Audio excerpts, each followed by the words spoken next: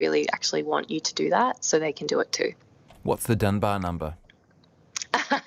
So the Dunbar number is this really cool, it's by Robert Dunbar, and he's, an evolutionary psychologist researcher who mapped on the parts of our brain and friendship. So how big is your brain versus how many friendships can you handle in your brain? So friendships are complex social interactions, right? And he actually looked at how many relationships in general can your brain handle. So this is includes family members, this includes siblings, it includes your partner, it includes your children. And what he found was that, the part of your brain that can handle really, really, really, really close relationships, like I'm talking so close you don't mind if they blast in on you while you're having a shower in the bathroom, like the really, really close ones. Your brain can only really handle 5 super duper close relationships, which kind of makes sense. You've got your partner, you might have your kid, your mum, your sister, 1 or 2 really, really close friends that you're cool with, smashing through the house when you're half naked on the couch or something, those super duper close friendships. And it makes sense. You only have so much time in the day, right? We can only dedicate so much time to interactions with people outside of our really, really inner circle because we're all busy people. And then as you drift into less intimate relationships, so close but not as close friendships, you can have maybe like 15 less close friends where you kind of, you might see them once, a fortnight or once a month. And then as you go further and further away from the closeness of the relationship, your brain can handle more and more and more of these friendships.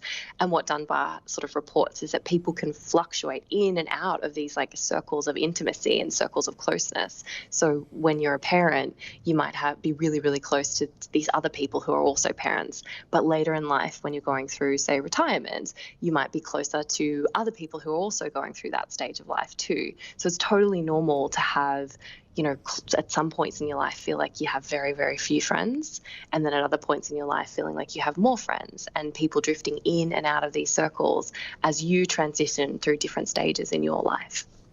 There is a step-by-step guide in the book on how to break up with friends, including some suggested language to use. But instead of going through that now, I'd like to devote my last question to something really tricky, if that's okay, Hannah.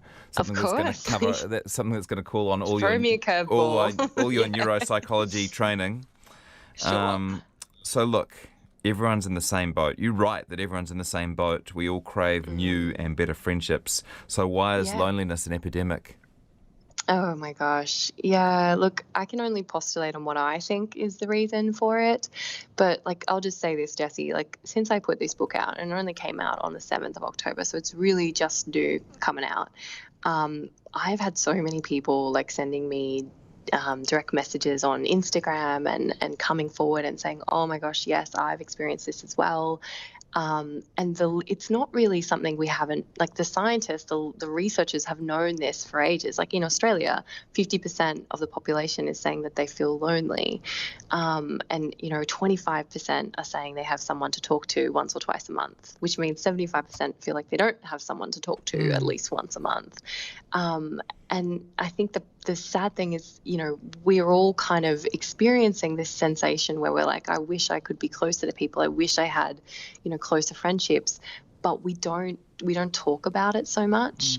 And I think it's because it's intimate, it's intertwined in this fear of seeming like we're pathetic in some way, or that we're needy in some way, or that it involves being honest about something really awkward that a lot of people feel very intimidated to admit, which is this fear of I'm really worried I don't have enough friends, or I'm really worried that I'll end up with no friends if I untie myself from these toxic ones because they're the only ones I've got. But what we're finding is if you untie yourself from toxic people, you're making so much more space in your life to meet really good people who actually will value what you bring to the relationship. And you can kind of flip those stats on their heads a little bit. You said, it's a pandemic of loneliness, but also what it could also be seen as is a movement towards better connectedness. 75% of the population want to make new friends. They want to connect with you. the person sitting next to you on the bus wants to make new friends too. And there are groups to make new friends. And you remember when like Tinder and like online dating came out, and we all used to be it was a bit cringy, like when you first had online dating and people were like, oh my God, she's online dating. And we all kind of rolled our eyes like, oh, how pathetic, she's online dating. But now it's like all the rage to be on Tinder. It's like so normal to have dating apps, right? I think we're going the same way with friendships. It's the same. It's sort of echoing what's happening in the dating world, where it's like, oh yeah, I'm going on an app to find new friends. I'm going to go on Meetup to find new friends. I'm going to go on Bumble Friends to find new friends. And people kind of like, oh, you need to go on an app to find new friends. But actually, we're going to keep moving in this direction where it becomes so much more normal to seek out better friendships and to go into meetings with an intention known to everyone that, hey, I'm looking for some new friends. I want to give to this relationship and have great friends. And just being honest about that and owning that I think it's an amazing friendship revolution that we're on the precipice of having. And I'm really, really excited about it. Great. First Break Up with the Bad Old Ones. How to Break Up with Friends is the name of the book. I've been speaking to Dr. Hannah Carell, a neuropsychologist, and it's been a real pleasure. Thanks so much for your time. Thank you, Jesse. Thanks for having me. It's my job occasionally to remind you that we currently have Critter of the Week T-shirts for sale on our website. The T-shirts say Critters of Aotearoa. There are two different designs you can choose from, the original and then the upgrade. Let's just call it T-shirt 2.0. That's the one that I've got. It's navy blue and features some really incredible critters, including the hagfish and the pseudo-scorpion, I think, is on there. Well, it's a bit hard for me to tell, actually, from this distance, and I don't usually look at it because I'm wearing it. But anyway, there are different critters on each T-shirt, native New Zealand species that we've profiled at one stage or another on a Friday afternoon. They are such beautiful T-shirts, and it always gives you a little thrill when you see somebody else wearing one in the street. So if you'd like to give other people thrills, then you can purchase your own one. You can even purchase them for kids, I believe. I'm just flicking through to the Liminal website now. Yeah, there's kids' T-shirts, certainly in the navy. And then there's women's T-shirts and unisex T-shirts. The adults ones are $40 each. The kids are $30, and $5 from each T-shirt goes to conservation causes. But you don't have long. I think it's till the end of October. That would be 10 days.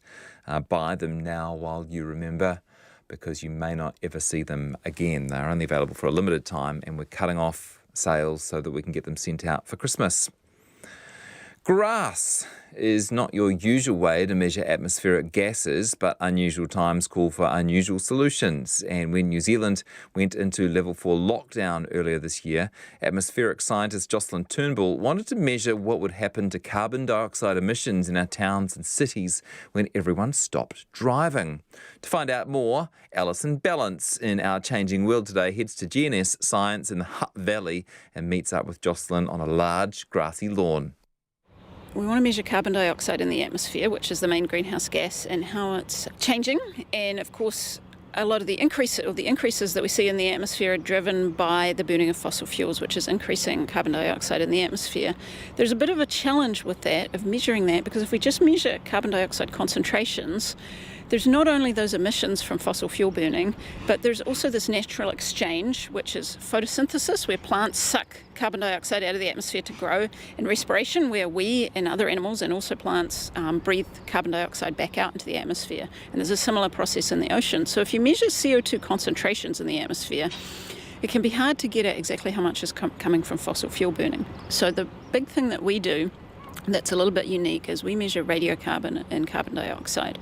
And that radiocarbon, you might be familiar with it from radiocarbon dating, but basically the way it works is that fossil fuels are millions and millions of years old, and so all of the radiocarbon, which is a rare isotope of carbon in the carbon in the fossil fuels, has all radioactively decayed away, and there's none left. So when we burn fossil fuels and they go into the atmosphere, they have no radiocarbon, and that decreases the relative amount of radiocarbon in the atmosphere. By measuring that, we can figure out exactly how much of the carbon dioxide comes from fossil fuels.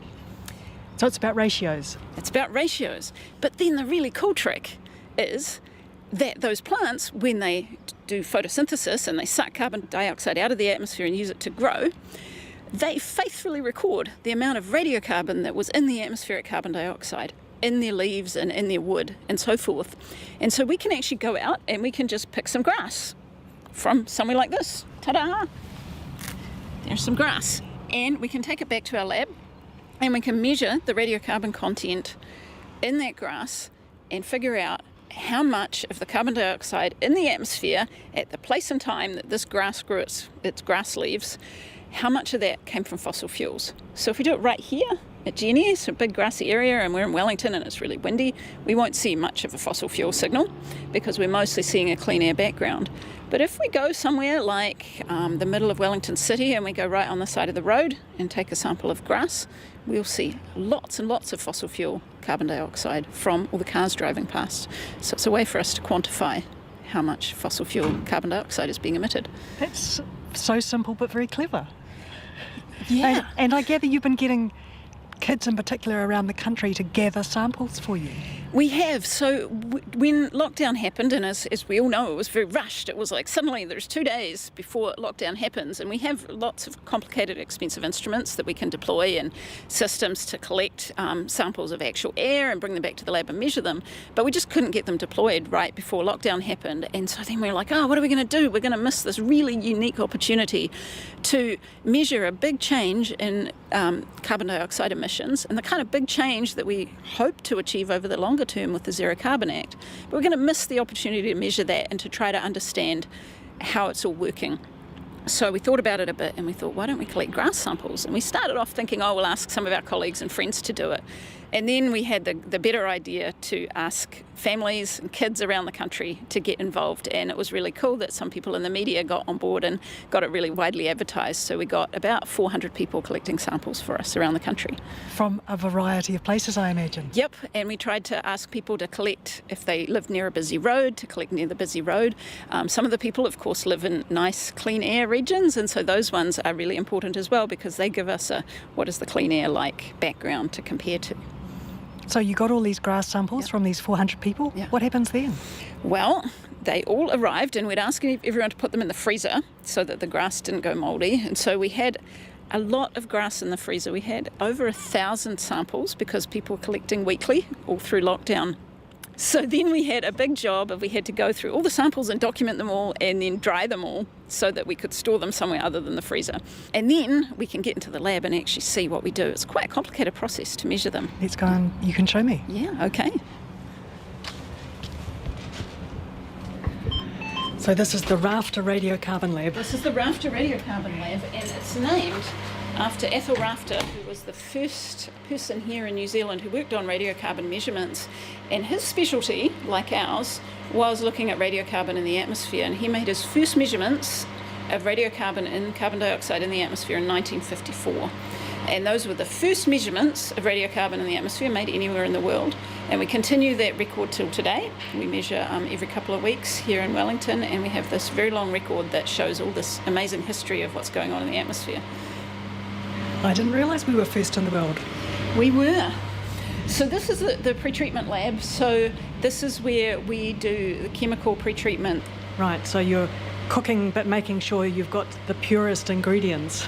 Indeed, very pure. So we make very pure carbon dioxide and we do lots of freezing of that carbon dioxide. We do this cryogenic purification and freeze it out into liquid nitrogen. So you might know that dry ice is actually frozen carbon dioxide gas. So that's what we do every day is make dry ice in very, very small amounts. And our dry ice is very special because each bit of dry ice is made from one particular sample.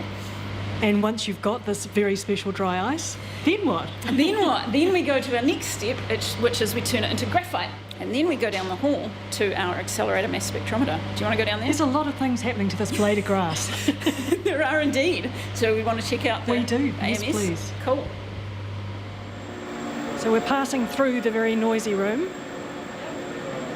Phew, it's nice and quiet. So tell me what's in the really noisy room. So that is our accelerator mass spectrometer.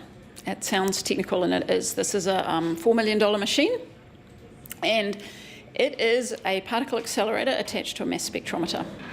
So what we do is we have a cesium ion source and we fire cesium atoms at that little bit of graphite.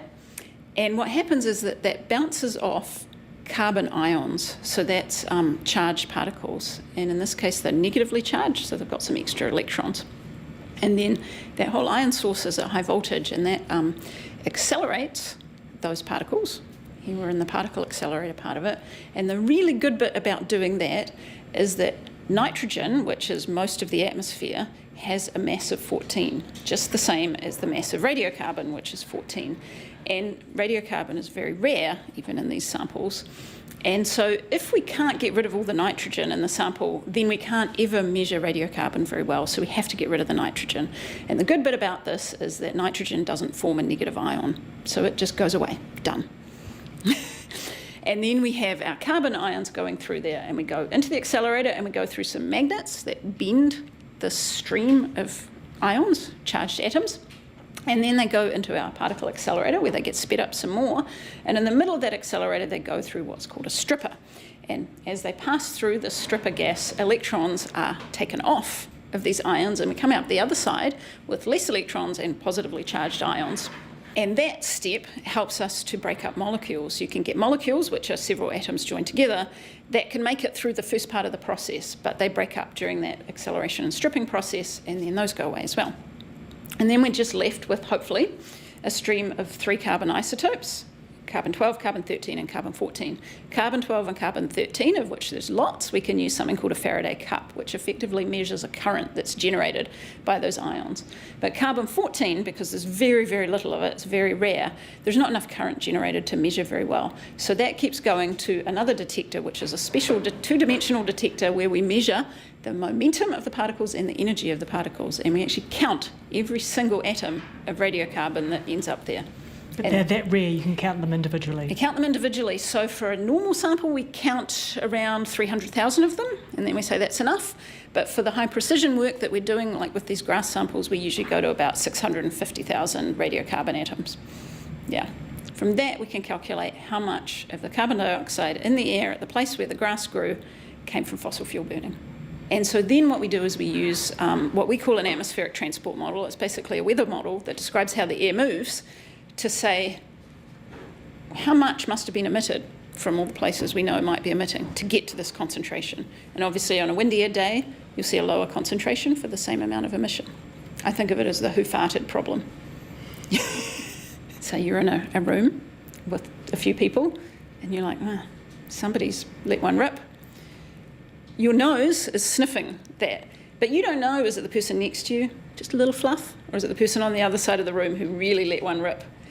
That's the problem we're trying to solve with these atmospheric transport models, is that what we're observing here, where did it come from, who did it, and how big was it?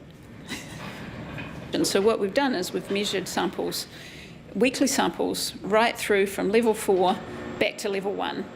And you saw really clear changes? We did. So far we've measured a bunch of them in Wellington, and at the sites in central Wellington we have one on Cambridge Terrace, which is a busy street in central Wellington. We have another right at the off-ramp where State Highway 1 finishes in central Wellington, and we have a couple of others on State Highway 2 here in the Hutt Valley. And in all of those we can see a really clear difference. The fossil fuel CO2 is about 80% lower during level 4 than it is during level 1. Not yet. We had some fruitful discussions. What was on the table was Crispies and cup of tea and coffee. I had Crispies, but we had a fruitful discussion, and we've got some further discussions to have. I think it's Tuesday, looking at next Tuesday. But the whole point, I think, I want to be really clear, the whole starting point for us is what we can do to make change in the areas of protecting climate, our environment, and addressing inequality. So you've changed the language that you're using from negotiation to discussion. Is that a recognition that a coalition deal is not on the table and you have no bargaining power? It wasn't conscious that we changed that language. So there is a negotiation going on, during which discussions are being had. But the Prime Minister is saying it's not a negotiation, it's a conversation. That is a semantic distinction. So is coalition off the table then? So we won't be talking about what is actually happening in the discussions at this time, but we're really happy to give people an update and when to expect the next sort of discussions at this stage. Again, the whole point for us is how can we support, where can we seek further action for climate, environment and our community. So was today just a meet Greens and greet then? There was nothing of substance discussed? No, we're starting to progress conversations and get some clarity. The Can Greens you don't talk us through the structure of how it works? I mean, do you go through like policy and then and move from there?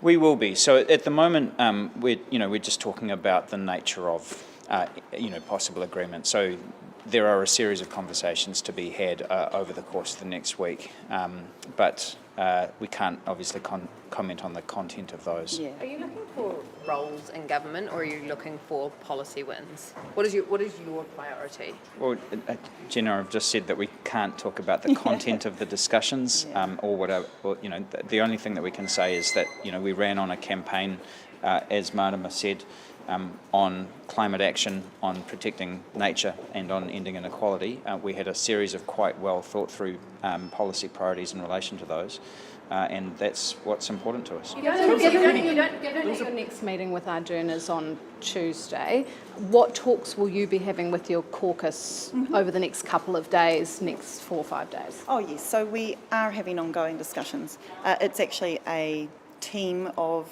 representatives of our members, and so we are having ongoing discussions with them. It's just back and forth, us thinking about what our priorities are, and so that is happening over these days. Martima, would you like to be a minister? Again, we are not going to discuss. That's not. I'm just asking you if you Sure, want to be a minister. and I am not going to preempt the discussions that we're having at the moment. Again, though, we have been quite clear about the work, the goals that we want to achieve for climate, inequality and environment. Those are very broad. The Greens don't have any leverage, though, do you? Everyone knows what the numbers are. What we are looking at, though, is we've spent 3 years working productively with Labor, and they too acknowledge that. We've got experience that Labor too has acknowledged, and so those things are part of the I conversation. think, and I have said this before, I think people think that politics is more transactional than it is, and we've got a really constructive working relationship there. Labor and the Green Party share a vision for the future of the country. The question is, how can we help achieve that vision? Is there a scenario Sorry, where- Justin, I think, did you have a question? I was just going to ask if you had homework for the next 6 days. Homework. Yeah. Oh, well, discussions, we've got our team here, as I just talked about, and so there are ongoing discussions for our party. Is there a Some of the Green scenario Party where, MPs have- where you would sit on the opposition benches with National? Oh, You would never sit with National. yes. You know what I mean, in opposition.